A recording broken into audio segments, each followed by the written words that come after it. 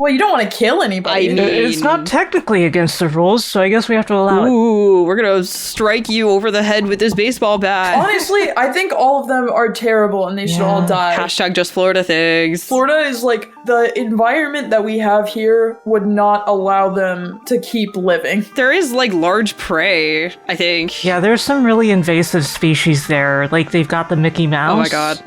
Very invasive and territorial. I've actually never been to Disney World. I'm an annual pass holder. I went once when I was much younger. I remember the food being way too sugary, of all Dang, things. so like, did you go on any rides or? Yeah, I did, but for some reason I just remember eating this really huge cookie and just thinking, somehow this is too sweet to be a cookie. I mean, And how old were you? Like, because most children like don't have a sort of sense of a limit when it comes to That's like the thing, sweetness. too. I love sweets. I freaking love sweets. I was like 8 or something, so it's like, how the hell? Yeah, I mean, like 8-year-old me would have just gobbled it down and then probably regretted it later. I think one of my favorite fair foods that I've ever seen, it was a deep fried Reese's. Like, there was a line around the little, like, you know how they have the tiny booths at the state fairs? Oh yeah. It was wrapped around the booth to get the deep fried Reese's. Wow. You know what? That actually sounds kind of delicious, but It was not good. I would not recommend it. Even just having like a melting Reese's cup, you can just feel, oh, this is basically just sugary grease now. I mean, yeah, and it's gross. I feel like it's still the kind of food like you have to try it at least once. Like you have to satisfy that morbid curiosity. Someone has had to eat like pretty much every food that we know is edible just to know that it's edible. Because like think about all the things that we know are inedible. Like someone had to huff paint just to tell everyone, hey, please don't huff paint.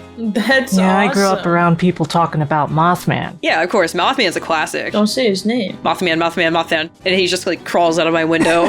Yeah, Appalachian folklore is really interesting. It is. I've always found it super interesting. Have you ever heard of the Vegetable Man? Ooh, do The tell. vegetable man? The Vegetable Man is a West Virginia cryptid that is not talked about very often. You gotta look at the picture of this guy. Look at this. Oh, what the fuck is He's this? 7 feet tall. Yeah. He's built like a carrot. He's a vegetable man. Yeah, it looks like apparently it was introduced by a known hoaxer. So like somebody could just be that one local village idiot that just lies about weird creatures, but really you see them and they're real and nobody else believes you. It's the guy who made up the term Men in Black. Really? Yeah. Oh wow. Okay, I looked at more pictures and they're actually kind of getting scary. A lot scarier than the child's drawing. It says the first reporting of this creature, the creatures say something along the lines of, "You need not fear me. I wish to communicate. I come as friends. I come in peace. I wish medical assistance. I need your help." That's like an alien trying to fit in with like the townsfolk. That's creepy. Man, Vegetable Man had a freaking phrase book on hand. Honestly, at least it, like, this little caricature wasn't trying to, like,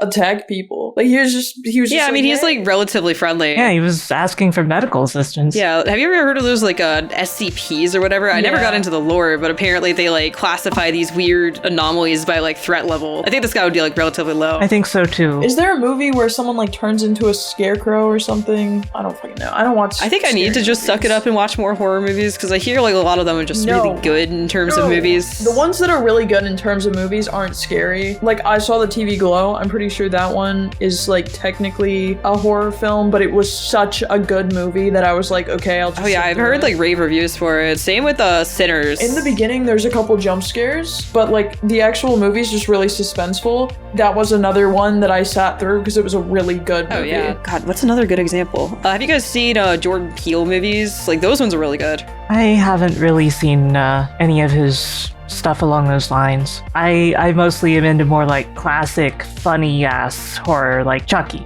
There is a new scary movie coming out this year. Yeah, I'm really glad to see that like the original people are actually involved in that. I mean, I get those movies are a bit raunchy and like on the nose, but at the same time, I think I think like a good parody movie is so needed. I still hate myself for not seeing The Naked Gun in theaters. I feel like there aren't enough parody films anymore. Yeah. Really just early 2000s and before that, like it was a pretty popular thing to make parody movies. And I feel like recently we just haven't gotten any, or if they did come out, they weren't well rated. Yeah, in like the 2010s, we started started getting a ton of just like schlock that was not even really parody. It's just like, hey, remember that thing? Like Scary Movie 5, which had none of the original people involved and was just absolutely terrible. Yeah, that's kind of where the train just derailed. Yeah, the flood of stuff that was just not even parody, but parody shape just ruined it. Yeah, and also I think like it also kind of reflects because like they have to use like source material. That's the biggest thing about parody movies, because like if you're gonna do a parody, you need to have like a source that, you know, is recognizable, and then also audiences can just kind of go like, oh yeah, I know that reference. They're doing a parody. There was another like big horror movie that came out, but that one was like actually scary. I want to say Iron Lung, but that's a bit too recent. No, I don't think it was Iron Lung. It would be cool if it was Iron Lung. I don't think it's not mainstream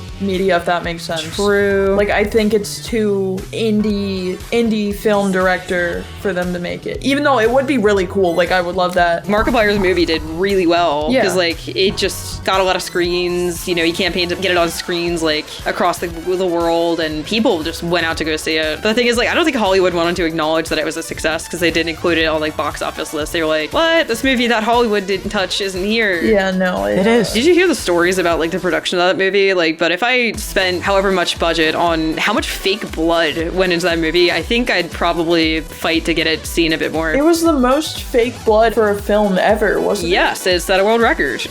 It was approximately 80,000 gallons. Only that Fair, much? fair. Only the amount to fill a bat. I mean, to be fair, the movie takes place in an ocean of blood. I don't so know. I just thought it'd be more. Yeah, I think usually if you're gonna need that much, you would just CGI it, right? Yeah, Yeah. that's true.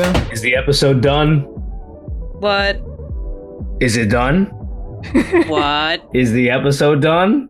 Do we think it's done? I think it's done because it's been 30 minutes and Maddie said that she's like busy with stuff. Oh, no. I'd say Okay, it's okay, done. thanks for fucking outing me, Joe. That's so awesome. That's so cool.